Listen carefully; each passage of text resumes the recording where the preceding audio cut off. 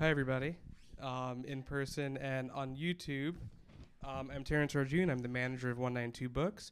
We are here to celebrate the launch of Michael Lazarus' book, Absolute Ethical Life, Aristotle, Hegel, and Marx, from Stanford University Press, copies of which are available for sale after the conversation at the counter over there. I'm going to pass on to Jay Bernstein, who will do introductions. Thank you.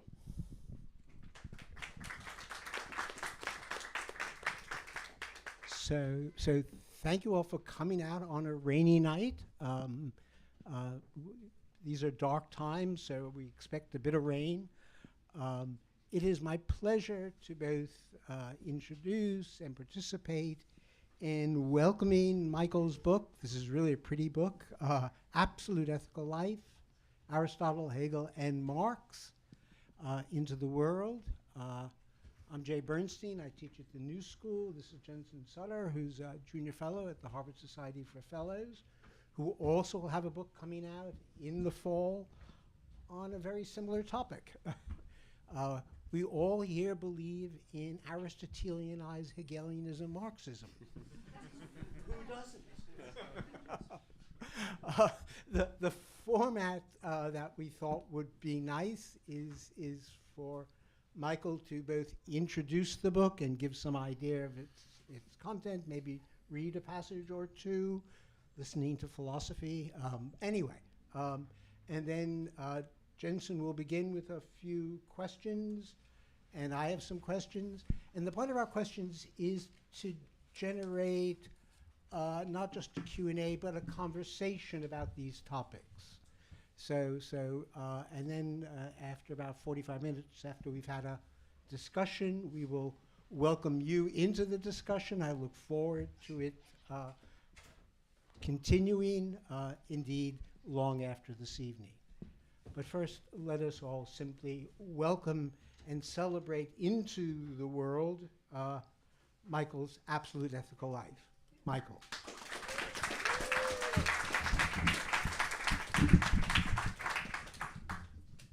Thanks, Jay.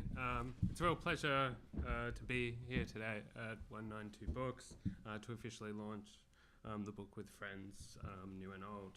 The book is the result of a decade of work, I suppose, a decade-long research project. So it's really quite special to finally have it out in the world and to be able to speak to all of you about it. It's a particular privilege to be in conversation with Jay and with Jensen. Unfortunately, Martin Hägglund had to pull out last minute for personal reasons, which is a great pity. But just to say a few things about Jay and about Jensen. Jay's many books pursue the most critical questions of ethics, aesthetics, and politics with the rarest philosophical depth and imagination. It's also a great asset that his the bootleg recordings of his lectures on Kant and Hegel, the Bernstein tapes, as they're called, available online. So even before meeting Jay, I got a really profound sense of his care as a teacher. It's also wonderful to speak with Jensen about the book for a second time. Early last year, together we did a manuscript at Leiden University, discussing respective drafts of our books. And we've been reading and discussing Hegelian and Marxist philosophy for a longer time, since the darkest days of the pandemic, over Zoom reading groups and other things. I've learned a lot from his Aristotelian reading of Hegel's logic, his forthcoming book, True Materialism. Hegelian Marxism and the modernist struggle for freedom is a highly inventive interpretation of modernism, which provides a sophisticated philosophical understanding of Hegel and Marx to come to terms with the status of reason in works of art. All right, so I wanted to start by reading from the introduction of the book, and there's a reason for doing that, since the way that philosophical works begin is a major preoccupation in Absolute Ethical Life. For Hegel, in particular, it matters a great deal how theoretical arguments unfold. In his 1816 work, The Science of Logic, it opens with the question, with what must the beginning of science be made? In trying to grasp reality in thought, he structured this work to proceed logically by following step by step the concepts specific to the topic at hand. Absolute Ethical Life starts by tracing the significance of a correspondence between two men about finishing a book. And the anxiety is how a work of theory should best begin. So I'll read from the introduction. I'll skip a few bits here and there, but so this volume is finished. Karl Marx rushes off in a letter to his friend and collaborator Friedrich Engels at 2 o'clock one morning in August 1867. Nestled in London's leafy northern suburbs, only a short walk from where another refugee, Sigmund Freud, would later settle, Marx's study enjoyed a view of Maitland Park. From this room overflowing with books, papers, and large printer sheets of proofs, Marx worked ever more frantically, desperate to complete the work. Writing to Engels in Manchester, the reason for such urgency was that he had just corrected the last sheet of a long-awaited manuscript. Without your self-sacrifice for me, Marx remarks, I could not have possibly managed the immense labour demanded by the 3 volumes, adding in English, I embrace you full of thanks. In the months preceding the letter, Marx had been working on an appendix which he attached in fine print, titled The Form of Value. The following work, Capital, A Critique of Political Economy, was to be Marx's masterpiece. Despite his exalted frame of mind, the work was never finished. In his lifetime, only the first volume was published. Capital, Volume 1, appeared in 2 German editions and a French translation, which Marx himself painstakingly corrected. Earlier in June, again across letters, the 2 men discussed the merit of an appendix. Engels suggested to Marx that his discussion of the form of value should be simplified, quipping that it bears the marks of your concubles. Marx's skin was red with boils, a condition that plagued him for over a decade, and it made it increasingly hard for his body to keep up with his work schedule. According to Engels, the explanation of value should be made more accessible. He writes, as your Philistine really is not accustomed to this kind of abstract thinking, and will certainly not torment himself for the sake of the form of value. At most, you could provide rather more extensive historical evidence for the conclusions you have reached dialectically. You could, so to speak, apply the test of history. While Engels acknowledged the dialectical structure of Marx's conceptual categories, where each category is developed imminently, leading to the next, he advised that greater historical illustration will simplify the discussion for the reader and make it easier to understand. In his reply, Marx played on the idea that dialectical thought arrives at a new truth imminently, by both affirming and denying at the same moment. He joked, with regard to the development of the form of value, I have both followed and not followed your advice, thus striking a dialectical attitude in this matter too. Marx adjusts the structure of the discussion and adds section headings to help the non-dialectical reader. However, Marx maintained that the form of value is crucial for the whole book, since economists have hitherto overlooked the way the value is expressed in commodities and money. Marx also retorts, I hope the bourgeoisie will remember my carcambuncles until their dying day. Aware of such concerns, he wrote to the Chronicle, a Catholic newspaper in London that showed interest in things German, including Hegel, to promote the publication of Capital to an audience more receptive to dialectical thought. Marx described the work as the first attempt applying the dialectical method to political economy. For the second edition, in 1872, Marx altered the structure of the opening chapter, incorporating parts of the 1867 appendix and adding section headings. The treatment of value remains a much contested aspect of his work, posing the question of Marx's philosophical influences and his particular method.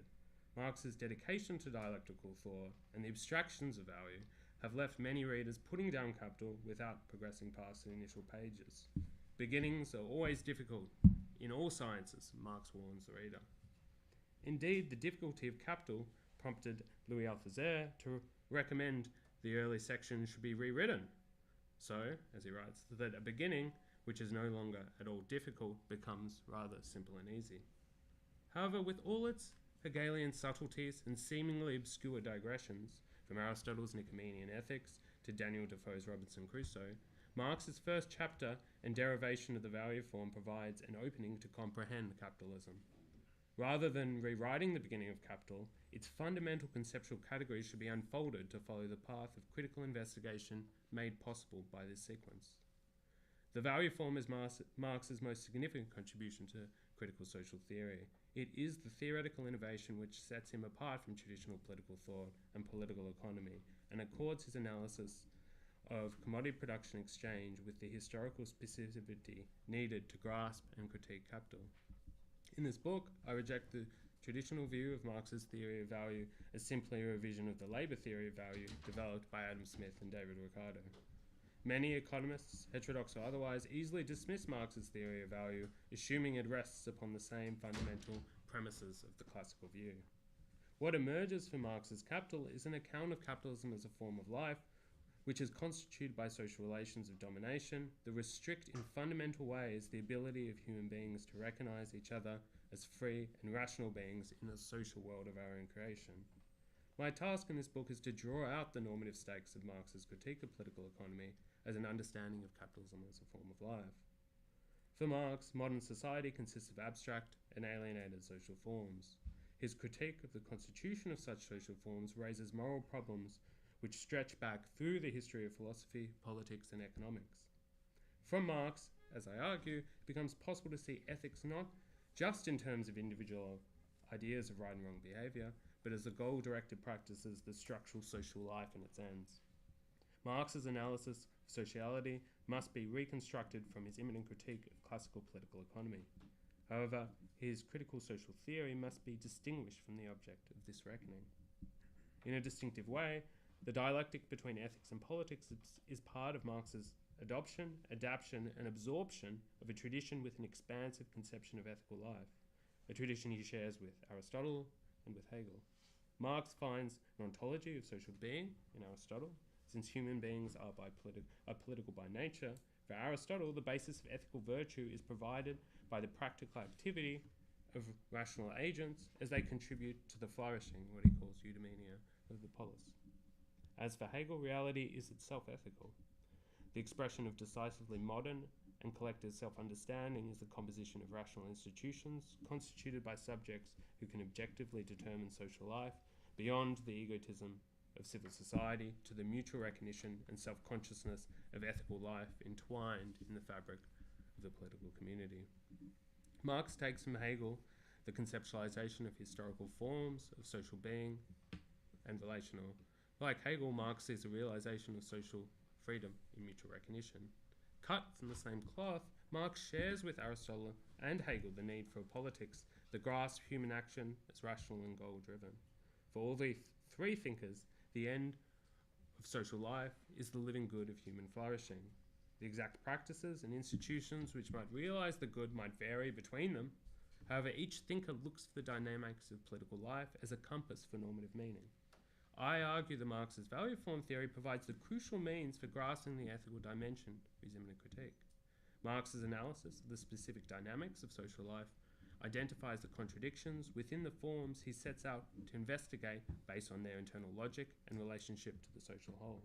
Marx goes on to show the normative limitation apparent in these forms, which points to new social practices, activities, and forms of life. Marx's theory of the value form is the result of a close engagement with Aristotle and Hegel. The beginning of Marx's Capital bears the marks of Aristotle's ethics and Hegel's logic. As I will show, Marx's dialogic procedure redeems and reinvents the flourishing of Aristotle's political community and the living good in what Hegel calls Sittlichkeit, ethical life. I argue this normative antecedent shines through Marx's value form theory and empowers his idea of emancipation. My interpretation highlights the form determinations operative in Marx's critique of bourgeois economic categories. The most basic category for Marx's theorization of modern society is the commodity. The commodity form is the abstraction from which Marx derives the dual characteristics of wage labour, the bifurcation between social and private labour in the production of commodities made specifically for exchange. Such objective values, in terms of their practical use and necessary exchange, commodities appear before us reflecting both qualities and quantities. But commodities only realise their potentiality as values when they are socially actualised by sale on the market. Thus, value is the complex metamorphosis of social forms which Marx unfolds through the volumes of Capital, beginning with the use and exchange of commodities and proceeding to the trinity form of capital, profit, land rent, and labour wages. Marx shows the process in which the individual and social goods are subsumed by the logic of exchange and equated with our ability to buy and sell on the market. However, as a result of the need to continue the accumulation and valorization of surplus value, the end of human flourishing inevitably loses out to the end of capital's reproduction. Things cannot be said to be created and exchanged based on how socially useful they are for human beings with complex and multifaceted needs living in communities. Instead, the market trades commodities based on their exchange principle, value, to derive surplus and make profit. Individuals are pitted against each other, and the social logic of wage labour means that a defining feature of our relationship to other human beings is as buyers and sellers of commodities. This form of life is premised on an abstract sociality, since the form of value, producing labour, specific to capitalism, contains both private and social activity. Value is a social relation, but is an expression of human labour, dependent upon the particular social organisation of privately performed labouring tasks. Labouring tasks are equalised by the market, which socially mediates the function of this activity. Abstract labour is the social activity that produces commodities to be sold as values. In turn, value is actualised through its metamorphosis to different social forms and its realisation as capital. Capital becomes self-valorising value, a force acting in the world as if independent of human action. What Marx unfolds through his dialectic of the value form is the manner in which value is a social category comprising abstract forms of life. Value, as Marx maintains, is purely social. Marx argues that the social relations underpinning value are structured by domination because they rest on the generalized exchangeability of commodities created by value-producing labour. The relation of human activity to what Marx calls abstract labour is the nexus between his mature value form theory and the concept of alienation present in his early writings. What is important about Marx's concept of labour and his account of the value form is what it suggests about the paradoxical nature of exchange in capitalist society. On one hand, exchange is generalised in such a way that relations can only be comprehended socially. On the other, exchange can only operate by atomising, individualising, and dominating the seller of labour power. From conceiving this fact objectively in all its determinations, what underwrites Marx's analysis of capitalism and its social form of life is an embedded ethical claim. Marx's value form theory concludes with the necessary negation of value. This instruction, at once theoretical and practical, invites normative reflection. By thinking with Marx, we can see better what is wrong about capitalism as a barrier to human flourishing and what is about our lives as social, rational, and historical beings that makes the life well lived possible. Construed in this way, it becomes viable to interpret the normative structure of his critique of political economy in terms of a sustained ethical vision of the good life. It is crucial to understand that Marx is not simply a critic of economics, but is concerned with a critique of capitalism as a form of life.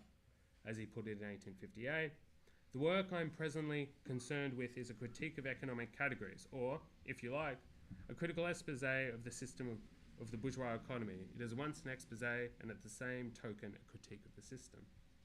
Marx's work on a critique of political economy dated back even further. In 1851, he wrote to Engels that he was so far advanced in his work that he will have finished with the whole economic shit in 5 weeks' time. Remarking that this science has still made no progress since Adam Smith and David Ricardo, Marx wanted to be done with his research on political economy and, in his words, to be able to throw myself back into another branch of science at the British Museum. Unfortunately, 5 weeks became 16 years, and Marx continued to refine and rework his critique of political economy. His dedication to this unfinished task, which engulfed his research, can make it appear as if Marx was fundamentally a social scientist, exemplifying the transition, or rather a break, from German idealism steeped in normative philosophy to sociology, objective and value-free. As I will argue, such characterization loses sight of the normative dimension of Marx's idea of value and, at the same time, reduces its critical thrust. In its earliest form, Marx had been working on a critique of political economy since 1844. Even before it became the fully fleshed research program of Capital, his turn to this inquiry was envisioned from the very beginning in normative terms. In a remarkable section of the Economic and Philosophical Manuscripts of 1844, Marx diverges from his exploration of the intricacies of political economy to draw a picture of the early Parisian working class movement. He writes, "When communist workmen gather together, their immediate aim is instruction, propaganda, etc. But at the same time they acquire a new need, the need for society, and what appears as a means has become an end. This practical development can most strikingly be observed in the gathering of French socialist workers. Smoking, eating, drinking, etc. are no longer means for creating links between people. Company, association, conversation, which in its turn has society as its goal, is enough for them. The brotherhood of men is not a hollow phrase, it is a reality, and the nobility of man shines forth from their work-worn figures." End quote. So this quote provides a useful starting point of departure for the argument I want to advance in the book. Marx does more than reflect on the cultural activity of a newly emergent working class movement. More significantly, he demonstrates his developing philosophical claim, an articulation emanating from his understanding of capitalism as a social form of life. This critique emerges in conjunction with a newfound analysis of the content of labour activity as alienated under capitalist production and reproduction. Marx comes to the view that capitalist social relations limit the potential and capabilities of human beings as subjects, the type of flourishing and good realisable if we act together. In this passage, association does not simply arise from working together, but from the creative act of collective decision-making. Labour becomes an act of self-conscious intersubjective social connection rather than alienation. Marx offers a way to think about the sociality of labour in both the process of productive activity itself and the social relations which constitute its social form. The young Marx articulates a conception of freedom in theological terms as a potential to be realised in and by the action of human beings aiming at a life which looks beyond the alienation of wage labour. Capital carries forward this imminent critique by putting into view the very contradictions within the dynamics of capitalism that make possible emancipation. Marx's thought is fundamentally motivated by the central question of ethics: how should we live? His analysis of capital is nothing but the working out of why capitalism cannot provide the good life. Marx's portrayal of the Parisian workers brings into focus crucial aspects of the ethical dimension of his thought that will be explored in this book. Marx's ideas went through many challenges, modifications, and innovations as he continually sought to develop the concepts most adequate to grappling the social life as a whole. But he never gave up the normative claim that underwrites his thought. As I argue, this through line shows that we should not understand his later work from the prism of the young Marx, but his mature formulations of the form of value as a means to tarry with alienation critique. Marx conceives of our activity as conscious, rational, historical, and goal-directed. He considers human needs as capabilities that can be met in accordance with collective association and rational production. Marx suggests that means and ends are not counterposed. Human beings cannot simply be taken as means for others, but means cannot be reduced to the ends. The phrase, what appears as a means has become an end, expresses the sublation of this binary into the telos of ethical life. A society of free association. The collective for Marx, this association is conceived concretely in the practices which bring about, the negation of capitalism as a form of life, defined by value-producing labour, commodity exchange, and capital accumulation. Marx's analysis offers a way of conceiving ethical life as the concrete universality in which our social relations, our labour and institution can become realised as relations of social freedom. Marx shows that capitalism as a form of life systematically precludes relations of recognition between human beings. Put this way, Marx's idea of freedom is an understanding of ethical life. And I'll leave it there.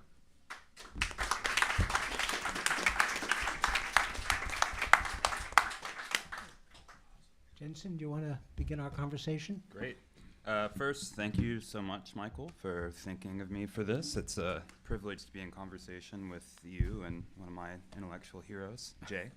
So I'll start this off by, I want to maybe drill down on one of the central claims of your book, which is that Marx is a deeply ethical thinker. And you're trying to bring together the value form critique tradition with this Hegelian, Aristotelian perspective on, sort of rational agency theory of freedom. Thank you. Yeah.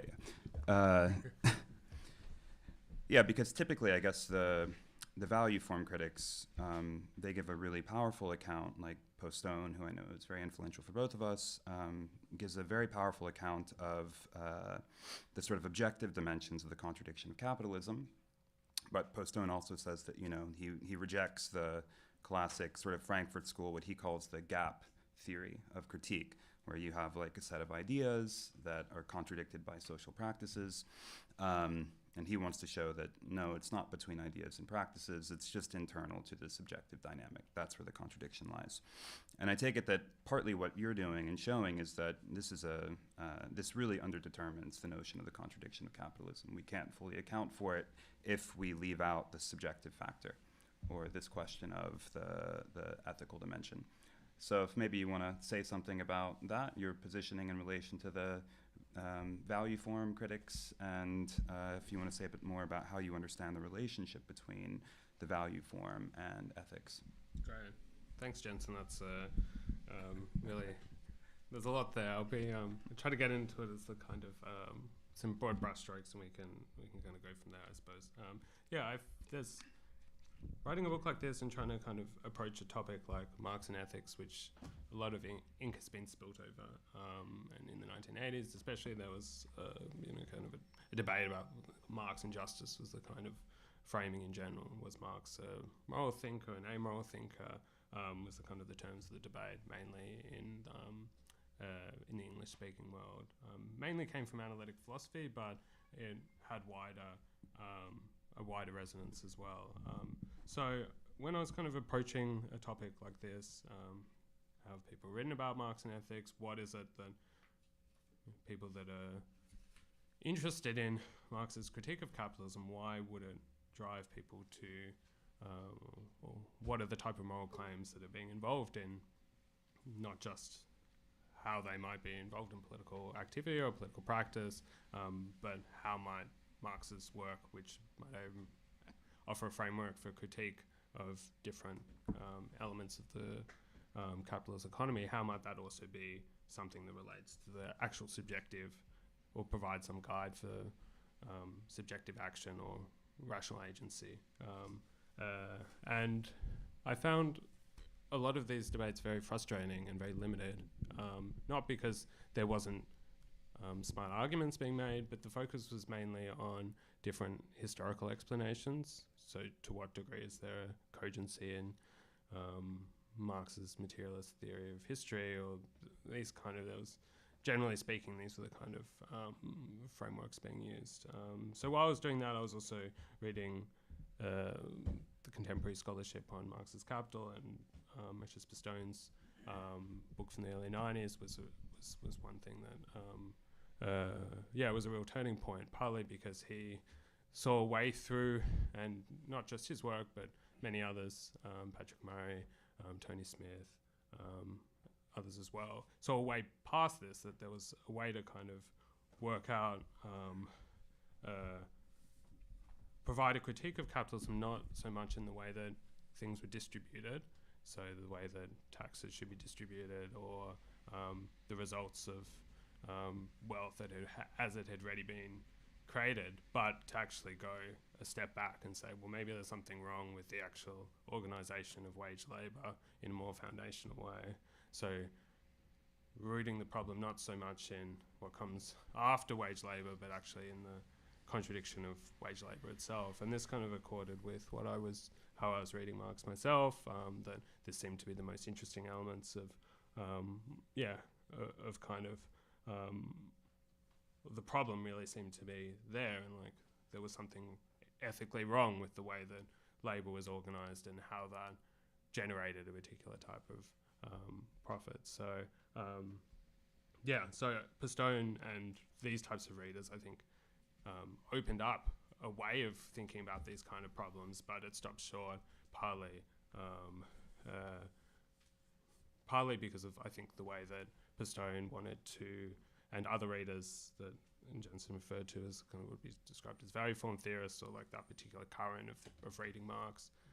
Their limitation, I think, or one of their limitations was kind of an idea that Marx's work reached completion with Capital, and the earlier works where Marx talks about alienation and has a concept of what he calls the human essence, that stuff needed to be put aside, and that it had too many biological references, that it was too anthropological, it wasn't scientific enough. And so part of there's other aspects of the argument certainly are there, but in the book I wanted to show that the type of alienation critique that Marx lays out in his early work is very compatible with what appears in Capital.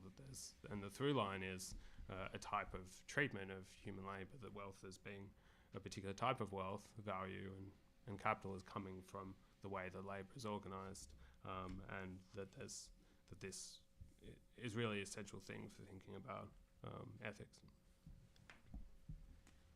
Maybe you can say a bit more about that. There's a standard worry about alienation, right? You have to have something to be alienated from, and the worry about that is there a human essence? And Marx and Hegel and Aristotle then seem to think we have an essence in that sense that we can be alienated from. Now we live in a social world, it's a historical world. So one problem is how to connect alienation to value theory, and you say something about alienation in relationship to abstract labor and concrete labor. That would be one way of thinking about it. You also suggest, in your reading here, you suggested several times, capitalism is a form of life. That's a heavy, weighty phrase. We certainly experience it as an economy, but many people would say it's an economy that distorts our form of life, that leads us away from our friendships and our families and our social life and everything that we think is important, our political life. But no, you say, no, capitalism is the form of life. So those two thoughts seem to me connected by you. And then there's the title of your book. Absolute Ethical Life. Not just any old ethical life, but the absolute one. And that seems to be a claim that despite the deep historical way in which Marx thinks, right, that there's some version of the free life that is somehow necessary. In what sense? So yeah, there's a bundle of questions here. So just, again, the alienation question, capitalism as a form of life question, and the absolute ethical life question seem to me to relate to one another. Okay, great. All right, I'll maybe say a few things, and then I'll let Jensen jump in, because I know that these concerns are his as well. So on the first one, I think, what do you say about alienation critique? There's the one of the again, not to kind of get too far into the weeds of the scholarship questions, but in recent times, alienation used to be the most important category for Marxists in the 1960s and 1970s, and then 1980s, 1990s fell out of favor. And I look at two treatments in the book to kind of exemplify the fate of alienation critique. One in Pastone's work, and another in Rahel Yeagi's work, who has a book in the early 2014 called Alienation. And part of what I'm trying to do, because both Pastone and Yeagi, and I think this is true of many others, I want to say that there's something appealing about alienation as a concept, that people feel alienated, estranged in their day-to-day life, that they find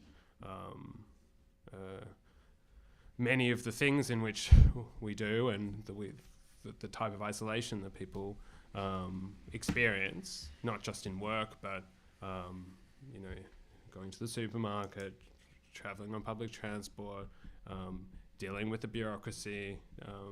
All these things are components of alienation. So they kind of want to hold on to this as like a way to criticize modern capitalism, because that seems to be ever more so a problem, but move away from an idea that there could be something like a species being, which is Marx's term in 1844 to talk about what is characteristic of a human being, distinct from non-human animals. And in the book, I try to defend this concept, not because I think there's an idea that even the kind of what I like about Jaeger's work and Pistone's work in saying, well, alienations, we need to consider Marx's Capital as a work understanding alienation by moving away from or seeing that there's like an issue with species being as the way that Marx outlines it in 1844. I think there's kind of several misconceptions, and in pointing out those misconceptions, I'm trying to defend the concept, I suppose. One is that Marx has a bad essentialism that thinks that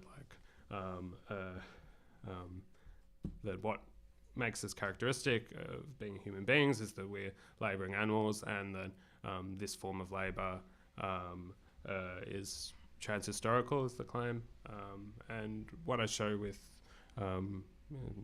textual reading of the 1844 manuscripts is that Marx always thinks about labour in a historical way. And what he's doing is pointing out, he's making an ontological claim about why human beings are social, historical, and rational creatures, and why these particular characteristics allow us for us to conceive what it is about capitalism that makes it operate the way it does, what is different about capitalism. So Marx never has a transhistorical idea of labour. He always shows that labour has to be characterised by a specific way that the economy operates, but the way that the economy operates is part of a much larger social organisation. So when I use this phrase, capitalism as a form of life, what I'm trying to say is that the economy doesn't operate here, politics doesn't operate here, social life operate here, and maybe they connect in various ways, but it's actually show that the way that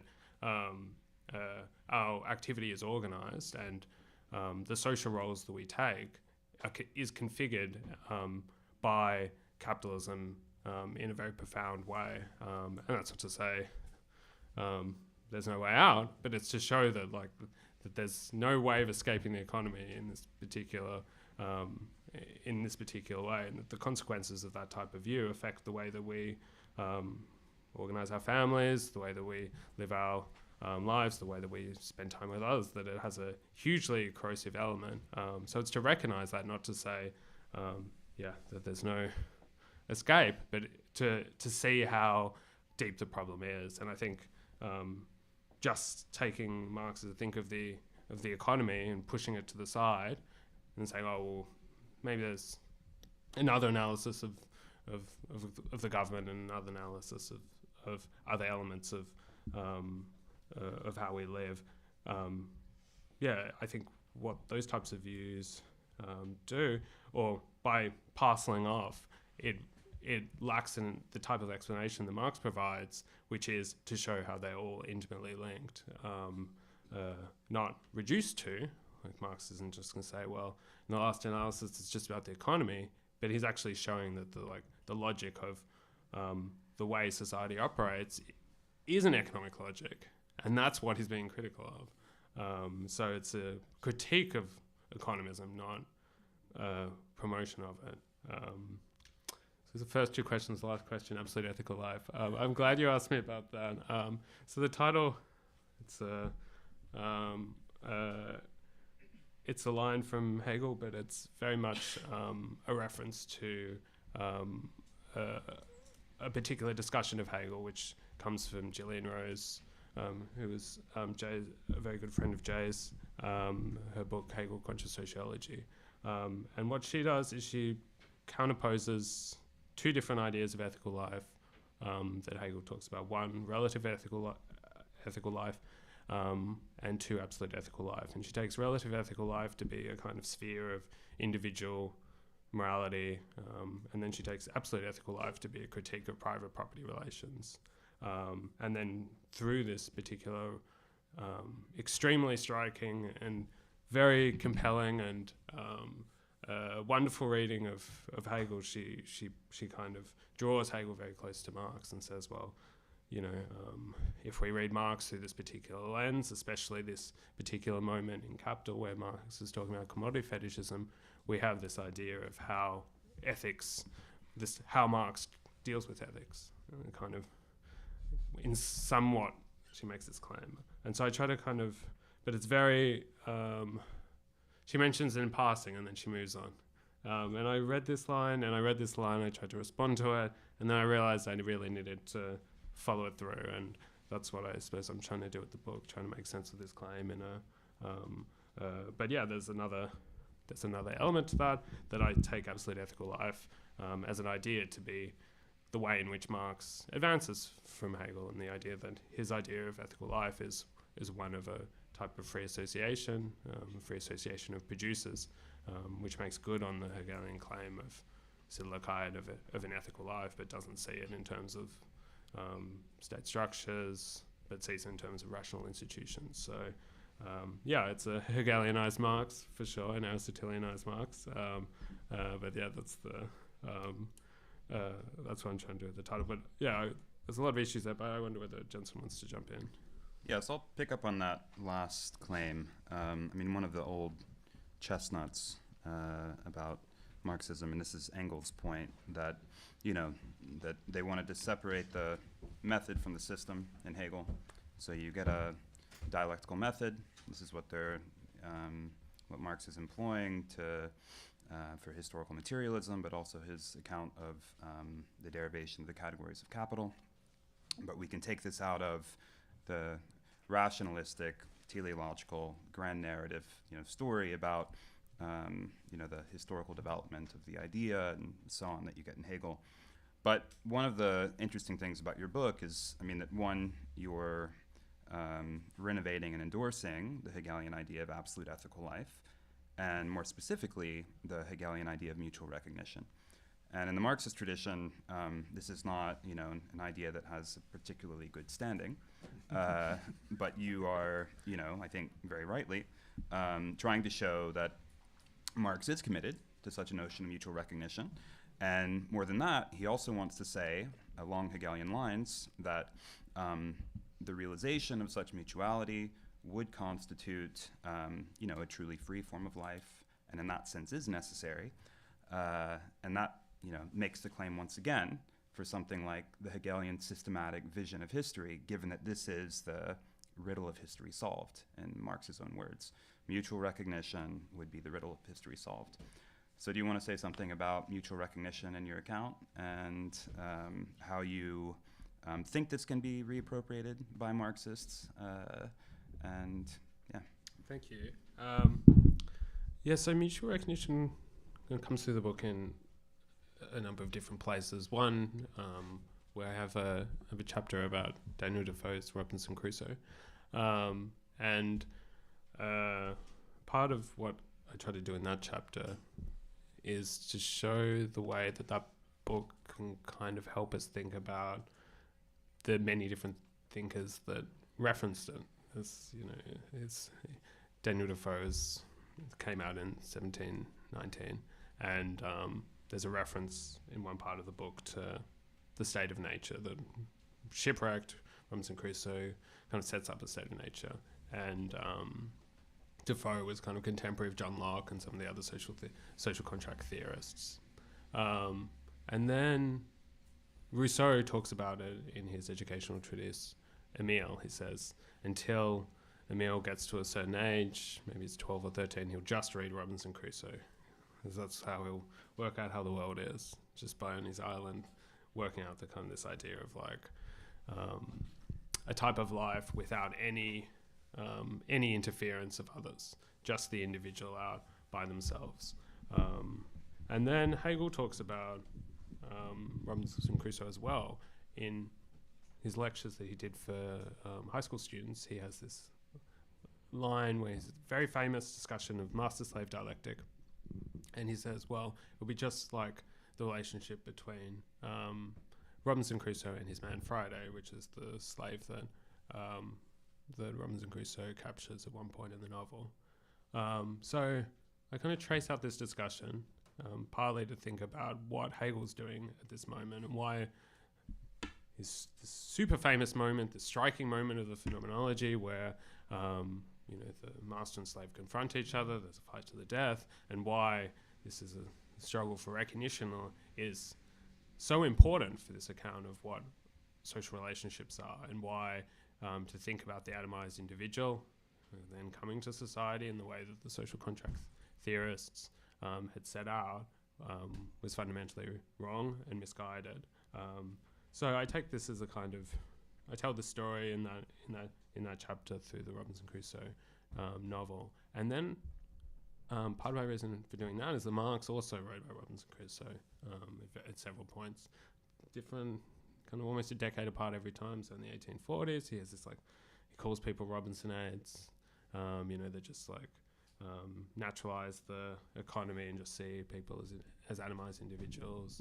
And then again, about 10 years later, he makes a kind of similar claim. And then in Capital, he has a much richer setting out in Capital, where he asks us to imagine. He has this long discussion of different forms of production, talks about medieval kind of power relations, and then he says, just imagine for a moment we were on Robinson Crusoe's island. And I found this was a very provocative comment, partly because what he's trying to do is he says, well, what would be different? He kind of lays out a kind of how Robinson Crusoe, despite being shipwrecked on the island, brings all the tools from Europe, and that's necessary for him to survive. But he also says, let's imagine that there was a socialized Robinson. And so what I take this to be is that Marx is trying to kind of show us that even in the most individualist possible conception of sociality, in which you're on an island, you've been shipwrecked, and then only society can come after that, that even in this situation, there's a way to invert it, or to kind of consider it in terms of the type of relationships that we would have with others. And there's a way to kind of socialize this picture and to show that there's no conception of individuality that's not also a social conception. And I take this to be one of the main and most important elements that Marx takes from Hegel, that relations is just all through Marx's work. The only way that he can write in the way that he does in Capital is that he sees relation as essential. To talk about value as a purely social relation, is this kind of the type of thorough Hegelianism that Marx depends upon. I take Marx to be interested in this insofar as he sees the way that we're formed as individuals, always as social individuals. But then also there's another claim in the book when I discuss Capital as a work, that I take it to be the Marx's issue with capitalism in one way or another is that it provides forms of misrecognition, so that the way that we interact in our day-to-day lives, which is mainly through the buying and selling of commodities, whether that commodity is something that we buy at the supermarket or whether that commodity is the commodity of labor power, which we sell to a capitalist, and then they use that time to produce value. The Marx takes those to be, real relations, right? But misrecognized ones, because the main way in which we interact with each other is the market, and because the market produces particular forms of alienation and estrangement, that it is fundamentally one of misrecognition. So there's all these points in Marx's work in Capital and elsewhere where he describes these situations of where the market is the only thing in which we interact, but it not the only thing, but it's certainly the main way, and that it produces a hostile reciprocal is often the term that he uses, that we find a place to be, but that it's always, there's a tension within it, because what's prevented from actually developing from those types of situations is the flourishing that would but would potentially be there if we were able to develop in shared, mutually creative, supportive ways, that the market actually prevents us from working with others in the ways that Marx thinks would be important to do. Can I just push you a little harder on that? Yeah. So first, just to say that Robinson Crusoe, in a wonderful book of criticism by Ian Watt, is actually argued to be the first novel. And it gives us the form of the novel, that every novel is about an individual creating themselves in some way, right? So that there's this idea of the emergence of individualism, of the individual who carries sociality in their head, and therefore they don't need other people. It's all there, right? All of capitalism and all the rest, including enslaving others. It just so happens this afternoon, I was writing a history of left Hegelianism.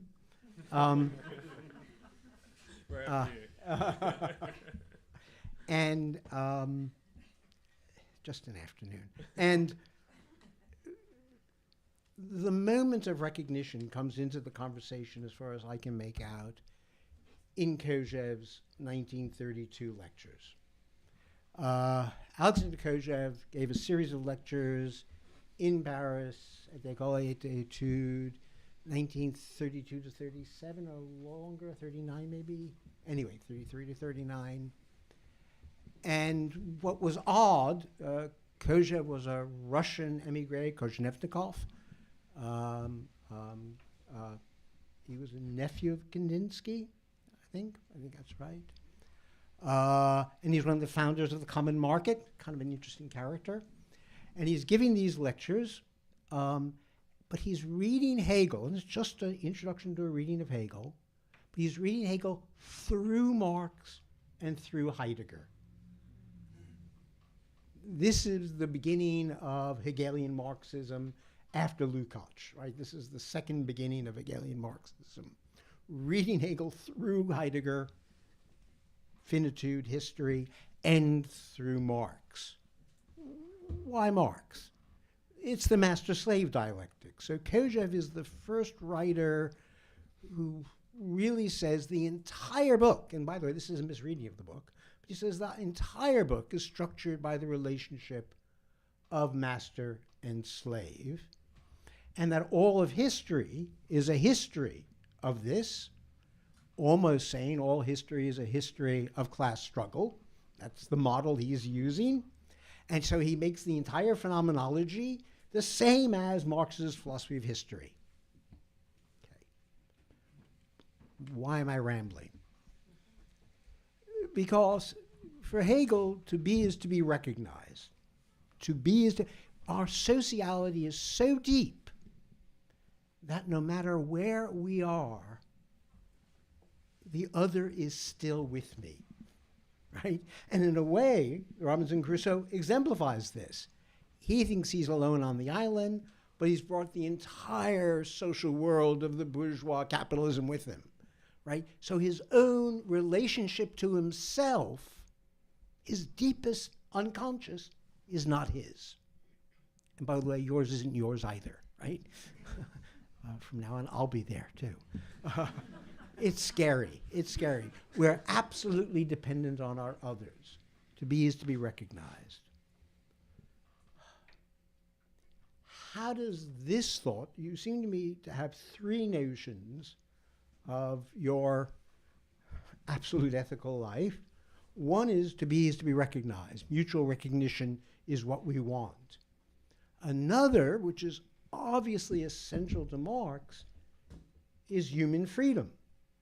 That's something about us not being determined by the capital, but determining our life collectively and together, associated producers. But you also have this little Aristotelian thing going on, you know, flourishing.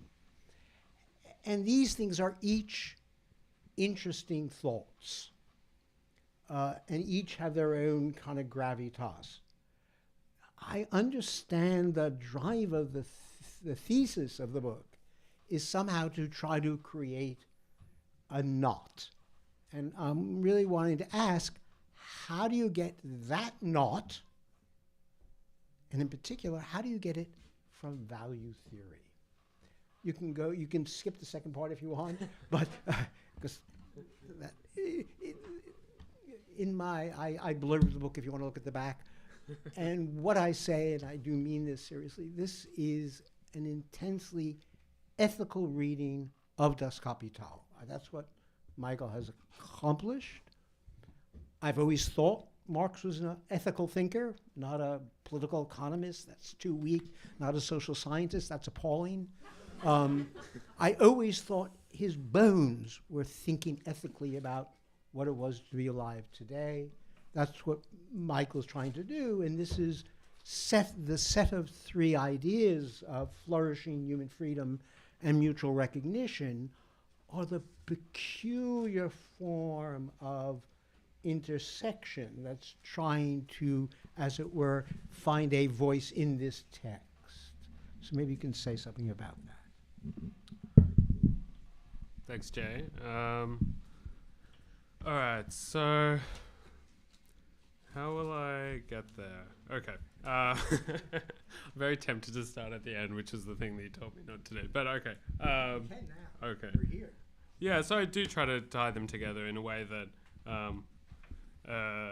required quite a bit of work. So the first is to kind of try to provide a way of thinking about freedom that's influenced by Hegel, but also has its fruition in Marx, in which freedom is always social freedom, and to show that the relationship between the I and the we is, like, at its deepest possible level, theorized in Marx's work, and that the Society of Associated Producers can help bring this out, partly because what Marx is trying to do with this concept is not just to show that, like, well, you can be free at work, but he's trying to show that the whole form of social organization and its institutional setting comes out of this relationship. And the political ramifications of that I try to trace through in a discussion of Hannah Arendt's work. Which I'm glad Jay brought up, Kojev. Arendt had been at those lectures in the 30s, which doesn't necessarily hugely impact her thought. She's always not a big fan of Hegel in any way, and didn't seem to kind of appreciate the significance of recognition. But what she does try to push Marx on is that there's an adequate political theory. And so in the book, I respond to Arendt. I also respond to McIntyre, who I'd like to say a little bit about in a second, but partly because McIntyre just died. He just died today, actually. R.I.P. So Arendt's kind of reading or misreading of Marx is productive for me, partly because she's trying to set up, like, an account of political freedom, and I take it that it's not nearly, doesn't have nearly the social dimensions that Marx's account allows us to have, because he has a very rich understanding of social freedom in a way that Jay suggests. I've distracted myself with the McIntyre point, but what were the other components that you wanted me to answer in the question, and I'll see if I can circle back. So one of the ways that Marx seems unsatisfying as a thinker is he has a utopian yearning, right? He calls it communism. And that is to say, he wants to escape from the complexities of history and sociality and politics, and he kind of thinks that if we could get past capitalism, that those possibilities would open up, right? And we know that's simply illusory, right? That life is political because we are different from one another and have different priorities, and there are different ways of accomplishing the same thing. We have different orderings of good and different value, right? So we are political creatures because we have to organize ourselves in order to accomplish complicated ends. We also know, Marx maybe didn't, that way before capitalism, he knew this, of course, that there's always been markets, and there are going to be markets after capitalism, right? So not all markets are capitalist markets. Arendt was pushing him on the idea of the irreducibility of the political, and hence the early Marx had a conception of freedom as democracy, but he doesn't talk about that much later on. So again, my question was how we think this terrible form of life that we're now watching destroy the planet, destroy people, be indifferent, that clearly we don't think utopia is around the bend. That seems to me the wrong way to think ethically about a critique of capital. But you do want to say that there are certain minimums in terms of freedom, recognition, and flourishing that have to be coordinated together in order to generate a minimum of a post-capitalist form of life. Right? That's the promise of the book. The ethical terms for a post-capitalist form of life. And we've heard and kind of feeling the weight of your criticisms and of Marx's criticisms. And I'm just trying to tease out of you a bit more on the affirmative ethical view about how much you think we are required to do in philosophy. Maybe we can do very little. What's the minimum, etc. Okay, great. Thanks, Jay.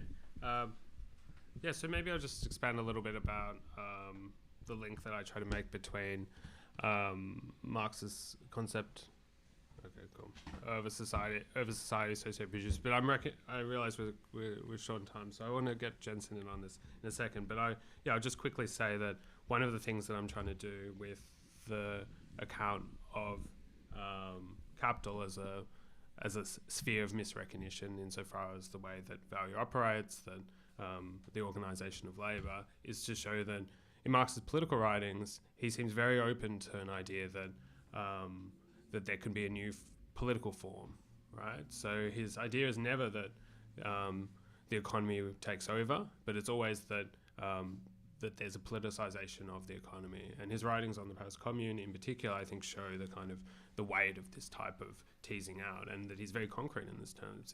In some ways, he is very resistant to any utopian impulse too. He's showing, well, this is something that has happened, and it provides a kind of, in some ways, a model, a very concrete model. But yeah, I'm keen to see whether Jensen has anything to say on this. I'll just add one thing, which is that, you gestured towards this in what you read for us today, which is that, Aristotle conceives of us as the distinctly rational kind of animal.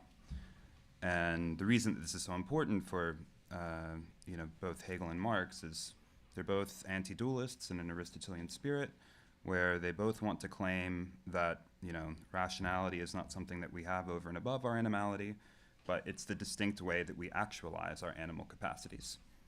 So the way Hegel is going to radicalize this claim is by saying that, that the only way that we can realize ourselves as animals, that we can flourish as the sorts of animals we are, is by entering into, finding ourselves in institutional relations with others in which we can see ourselves and in which we can provide reasons that are shareable among us. And then I take the further Marxist twist here to be that Hegel is more or less right about the recognition part, but he's wrong about the historical form of life that embodied those relations of recognition, which are ultimately capitalist in nature. And to realize both the Aristotelian claim that we flourish as the kinds of animals we are through the exercise of rational capacities. We're going to need something beyond capitalist relations of production. Okay. I'm sure you have lots of questions, but the floor is now open. Please feel free to think of this as, again, a conversation about all of this. Who'd like to begin? Yes, please. Thank you.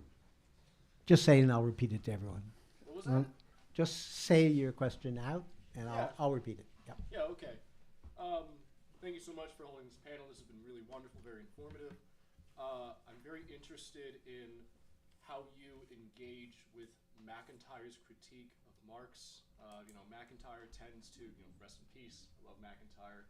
He tends to undervalue the political, ethical dimension of Marx in a way that's a little bit different from Arendt, but has very interesting parallels.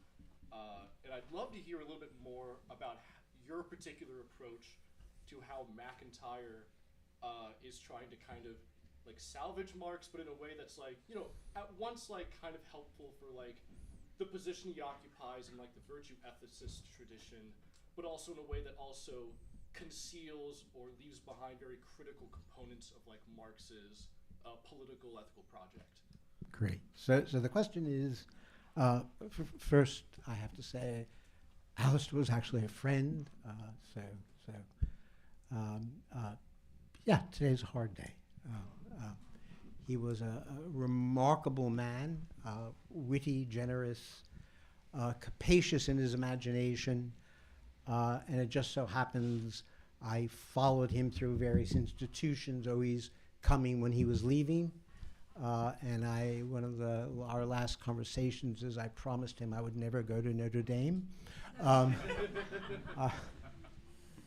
The question is about McIntyre's critique of Marx.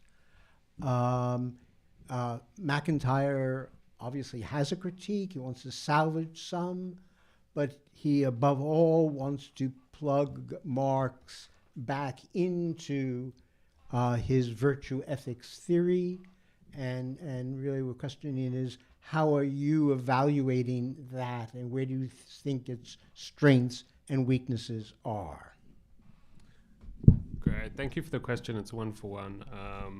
So I suppose maybe it also gives me an opportunity to say a little bit about how the book started, which it actually started as a book on McIntyre's reading of Marx, and it became one chapter of it. But yeah, McIntyre's After Virtue was the book that really taught me about how ethics could be written. I'd read other things, but it really is such an expansive book, and it was a life-changing one. So it might be worthwhile for people who don't know, just to say in 3 sentences what After Virtue is about. Yeah. So it's a book from 1981, and he starts off with saying, imagine if everything we knew about natural science had been destroyed. There'd been an earthquake or something. It's all destroyed. We just have little fragments, just little pieces of paper from here and there that tell us a little bit about the scientific theory.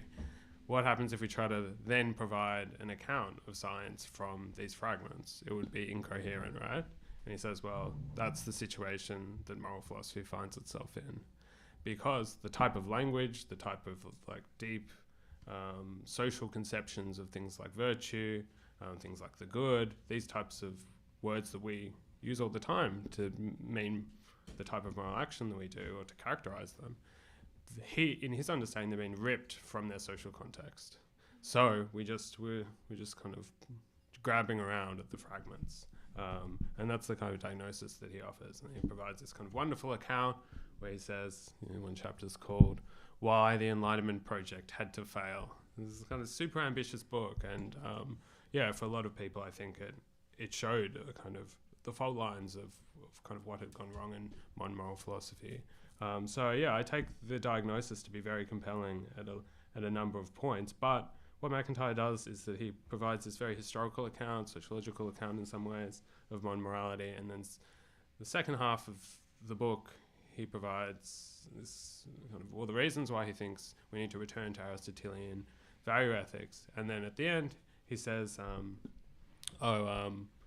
it makes a kind of appeal for a kind of politics of a local community. And this is a simplification. There's lots of other things that are happening there, but I'm critical of part of that move. And the reason he does it is because he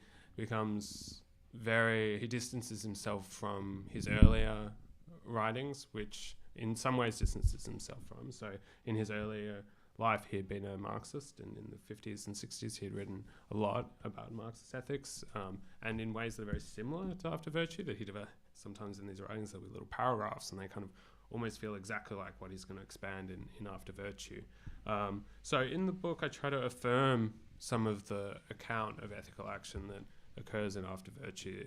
Its diagnostic, its ability to diagnose what's gone wrong in modern moral philosophy. But I think that one of the moves that he makes is that he's unable to grasp the political situation with the kind of depth or clarity that he should be able to do, partly because he doesn't grasp the universal as a political category. He, in the kind of move to local communities, he's interested in the particular. He's not so interested in the individual. He takes the individual to be the kind of fundamental problem with the modernity, but doesn't see the other side of the individual, so to speak, that the individual, once they become a social individual, can, and this is one of the things that Marx lays out, could be a much richer account of ethical action. So that's one of the main criticisms I make of McIntyre.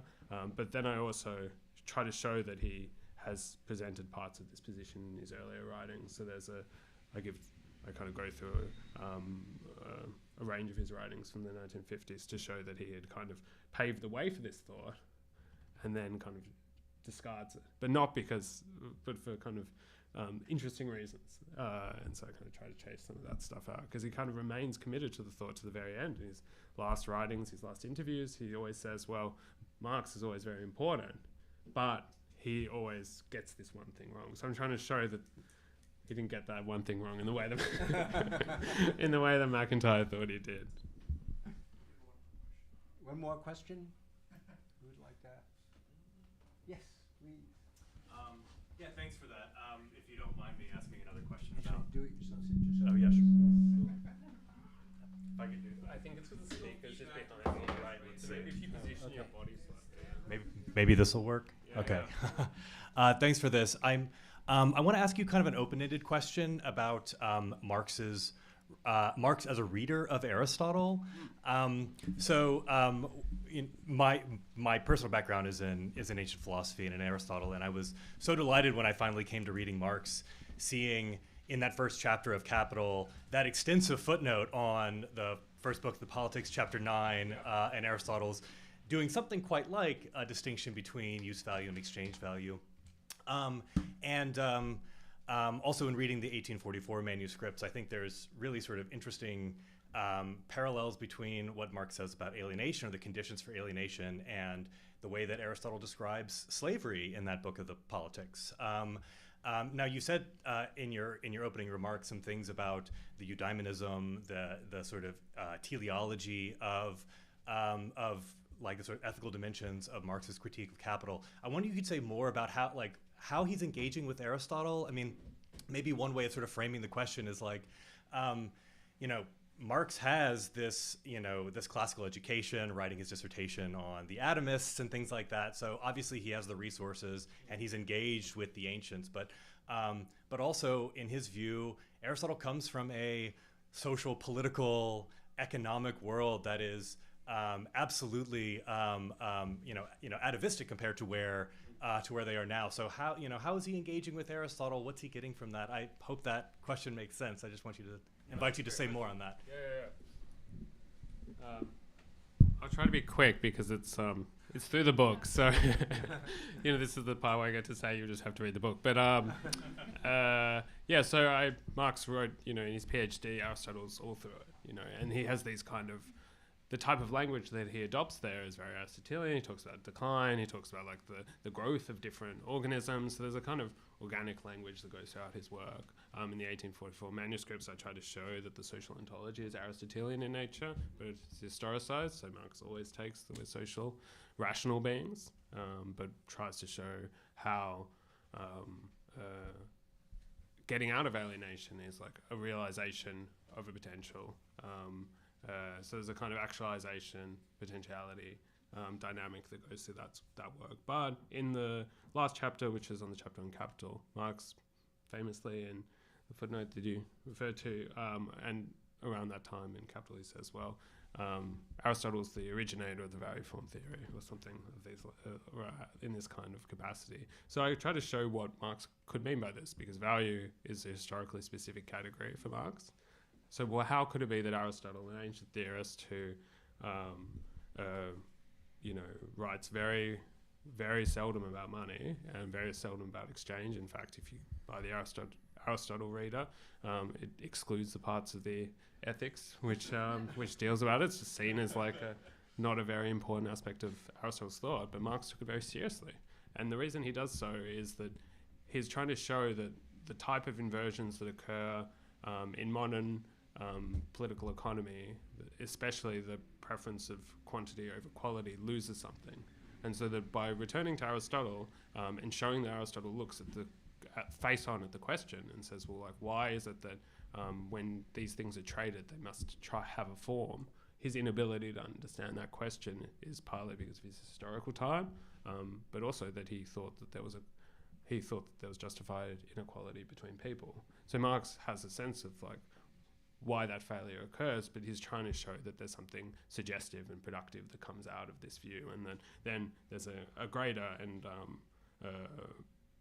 kind of, I suppose, metaphysical view that Marx takes over as well, which Jensen has written really well about as well. So there's a kind of sense that like Marx's deepest philosophical commitments, how he's doing philosophy, is Aristotelian, which is also a component part. But in the book, I'm trying to show why Aristotle becomes such a reference point, why he keeps on dragging Aristotle back in Capital, where if you kind of follow the footnotes, so to speak. Yeah. So let us both thank Michael and welcome absolute ethical light into the world. Thank you. Thank you all for coming. Thank you.